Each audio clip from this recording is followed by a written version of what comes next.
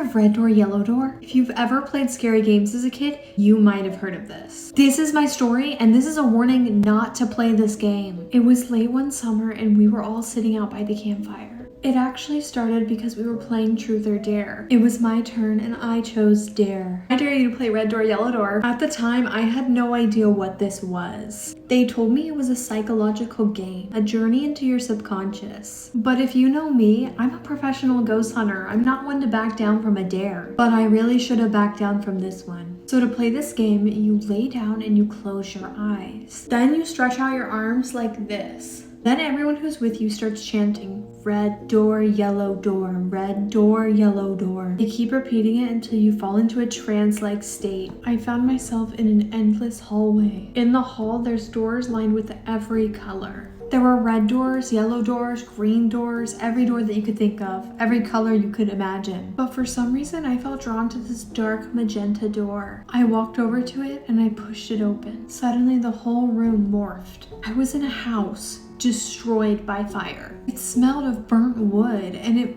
felt so real that I could almost taste the ash in the air. But then I heard something.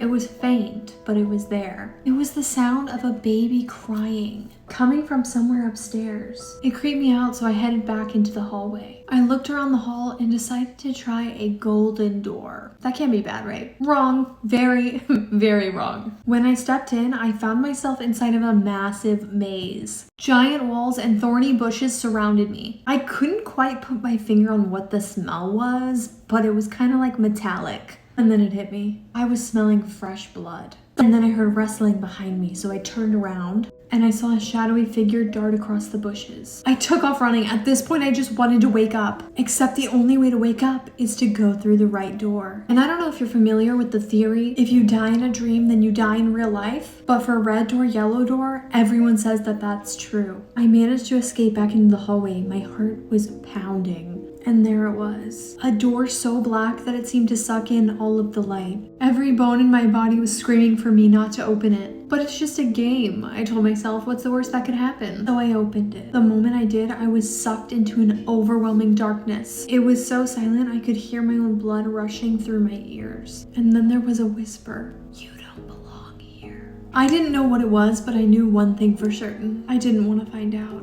I tried to run, but there was no direction. There was no up, no down, just cold, suffocating darkness. So I closed my eyes because I basically gave up. But when I closed my eyes, there was a gray door.